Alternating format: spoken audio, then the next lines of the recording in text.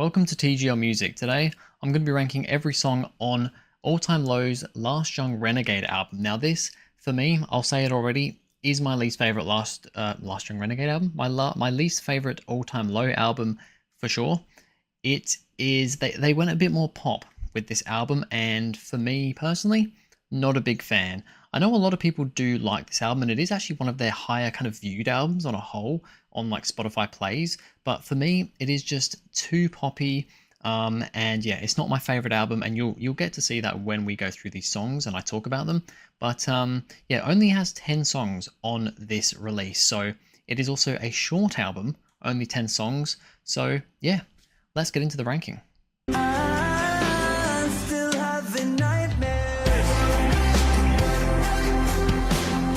Nightmares comes in at number 10, and this is just a boring song. It is probably my least favorite all-time low song, just because, you know, there's songs that I don't love on the other albums, but, you know, generally this is the album that I've listened to the least, and that I just don't have the, I don't know, the love for like I do a lot of their other albums. And Nightmares on this one, I mean, I'll be honest, there's a few songs on this album that I don't really, I wouldn't say I really like, but this one, yeah, this one is a nah. I honestly, I had to listen to it again before this. I mean, I listened to all the songs again before doing this ranking, just to make sure, you know, some points to talk on about them all, and also where my actual proper ranking is going to be. But this one is just super forgettable. I literally couldn't really tell you anything about it. It's slow, it's boring, it's just not an interesting song. I just don't really have anything else to say about it.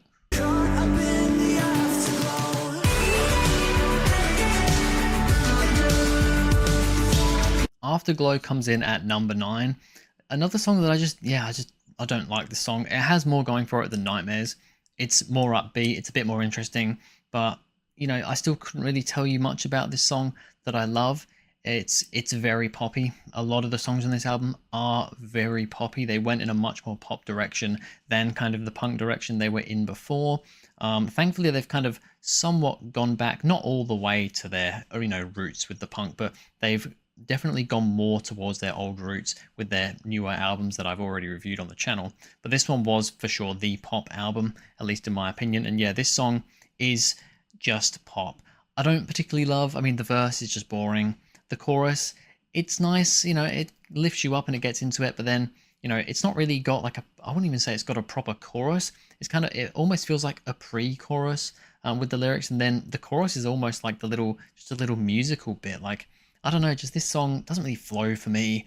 I don't love it. It's another one that I just would rather, you know, unless I'm listening to this album, I won't listen to this. Dirty laundry, just piling in her room. She's got her secrets. Dirty Laundry comes in at number 8.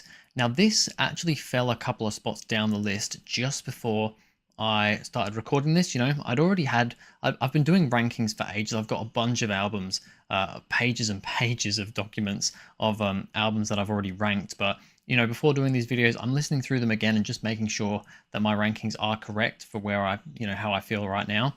And yeah, I did that with this, and Dirty Laundry went a couple of spots further down. I just don't like this song. It is, I mean, I don't know if it's the biggest song on this album, like, plays wise, it's up there. It has a music video, so it is one of the bigger, you know, ones for that. It is a single, and yeah, for me, Dirty Laundry it's quite electronic-y. I do like at the end where it gets a bit more rocky and it gets more into it with kind of the final chorus. That bit is decent, but just generally, the lyrics of Dirty Laundry looks good on you. Okay, sure. I don't like the lyrics. And I just don't like the little musically boop boop boop boop boop boop boop boop kind of bit, you know, the style of this one, the very poppy, almost electronic-y sound to it. Yeah, I really don't like this one either.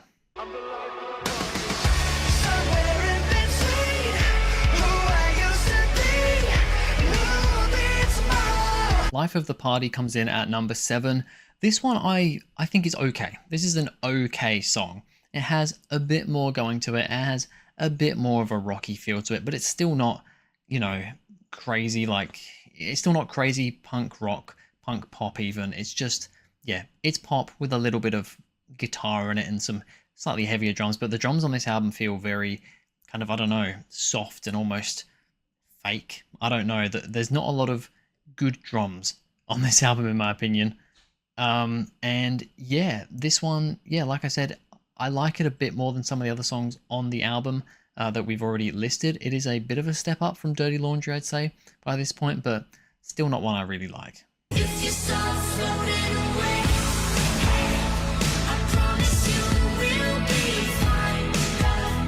Ground Control featuring Tegan and Sarah Quinn comes in at number 6. This one was actually the one kind of with Dirty Laundry that almost swapped. This was a couple of positions lower, and Dirty Laundry was a couple of positions higher. These ones kind of swapped with each other, mainly because, yes, once again, this is a very poppy song. It doesn't really have any punkness to it at all.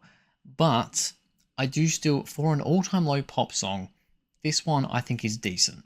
The chorus is really good, although I will be honest, it almost doesn't sound like an all-time low song, mostly because, well, one, it's too poppy for all-time low, and in the chorus especially, Tegan and Sarah, they pretty much are the overwhelming vocals that you hear in the chorus. So it's like, is this really an all-time low song when the chorus is sung by the other artists? Doesn't feel like it really. But the reason why it is a bit further up the list is because I do quite like the chorus and I do quite like the song. If I don't think about it as an all-time low song, yeah, I'd say this is actually a pretty decent song, but it has to go a bit further down because it just doesn't really feel like all-time low.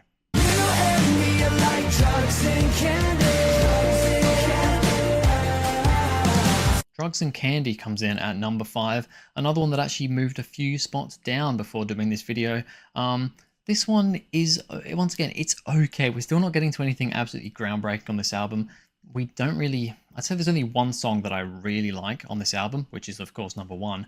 Other than that, they're just kind of good to meh to I don't like them. This is kind of in the meh sort of category, going towards good. Drugs and Candy is a bit more enjoyable and pumping, but it's still, you know, it's a bit more rocky, but it still has that just feel that it's kind of being dulled down and popified, you know. It just has that feeling about it.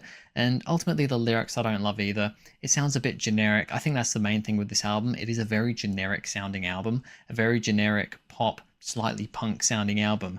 And yeah, Drugs and Candy, I mean, it fits into the middle of the list and it very much fits that kind of average sort of song. I'll hate the goodbye, but I won't forget the good times. Good Times comes in at number 4. Quite a lot like Ground Control, but better for me.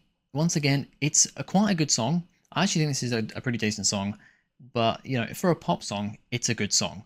For an all-time low song, yeah, it just kind of sits in the middle. So it's kind of, it's really that for me. You know, I think this though is one of the first songs we've got to so far that I could potentially have heard on one of the, you know, other albums, like, you know, maybe Old Scars, Future Hearts, or like, I don't know, Dirty Work or something. Maybe I could have heard this song maybe on that album. It would have been one of the weaker songs on one of those albums, but it does feel a bit more like, you know, this feels more like the normal kind of all-time low doing something a bit more poppy on one of their more punky albums.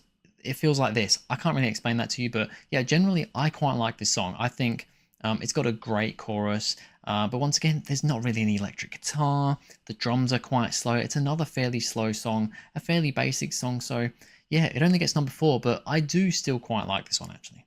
So long, so nice to know ya, nice to know ya. I'm sorry to say. Nice to Know You comes in at number 3. This song I actually do quite like, and I think this is one of the more underappreciated ones on the album.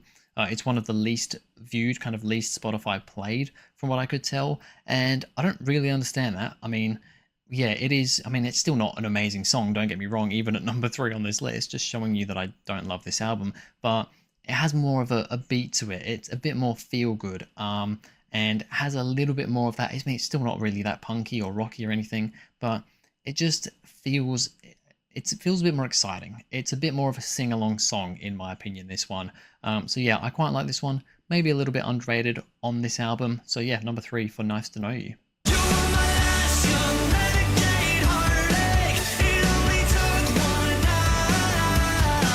Last Young Renegade comes in at number 2. This is, of course, the title track of the album. And yeah, I think this song is good. I think it's a fine song. Once again, it's quite generic. You know, we're number 2 on the list, and I'm still saying it's kind of a bit of an average song, but it is one that I can sing along to. It's got a good beat to it.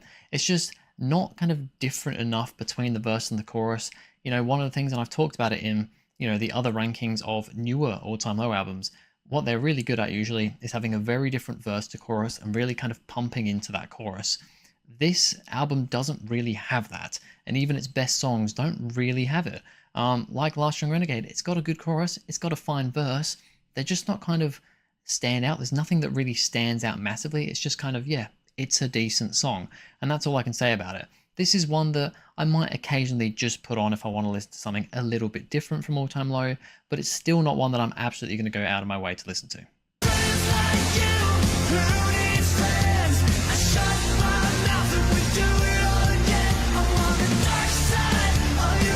Dark Side of Your Room comes in at number 1. This is pretty convincingly my favorite song on the album. I think it's actually the only one on the album that I have in like my Spotify liked playlist. There's plenty of songs from other albums, you know, multiple that I have on my liked, but I think this is the only one on this album that I've actually gone, I'm going to put that into my liked playlist. Yeah, this is a good song. I heard this live the first time I saw All Time Low, and I thought it's pretty good. And yeah, this is the standout on the album for sure for me. It is, once again, it's still not super kind of, I mean, it's a darker, grungier song than everything else on this album for sure. You know, a lot of the other songs are a lot more feel good and happy in a lot of ways, but just with the way they kind of sound, or they're, you know, slow and yeah, just not very interesting. This one isn't a super fast song, but it feels a bit darker. It has a little bit of rock to it. It's still not really got, you know, like really good guitar. That's one of the things. Even though this is like the rockiest song on the album in some ways, it doesn't have that kind of shredding guitar. There's a little bit of a guitar solo kind of towards the end, kind of in the bridge sort of area. And well, it is kind of the bridge, the guitar solo. That's good, but it's still not kind of, you know, an absolutely great shredding guitar solo. And throughout the song, there's some good drums. So once again, the drums on this album just feel a little bit light, even though this album has quite a lot of, you know, heavy hitting drums. I don't know, they're kind of muted heavy hitting drums. I can't really, I'm sure you know what I'm talking about if you've heard this song and a lot of other All Time Low.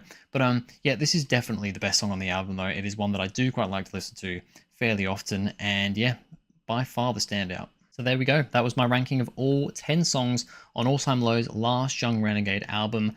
For me, definitely their weakest album. I'm going to be doing a ranking of all Time Low's albums once I've ranked them all, like ranked all the songs on them. But I can tell you now, this is going to be in last place. It is just not a great album for me. It's too poppy, not punky enough. Just, yeah, I'm glad they kind of went somewhat back to their roots with, you know, Wake Up Sunshine that came after this, and then, you know, Tell Me I'm Alive was decent, and then Everyone's Talking I think is a great album. So yeah, they're definitely going back in the right direction again. This for me was a considerable misstep, but that's just my own opinion. But anyway, that's going to be it for this video, guys. Thank you very much for watching. If you enjoyed, please go ahead, like and subscribe, and I'll see you guys in the next video.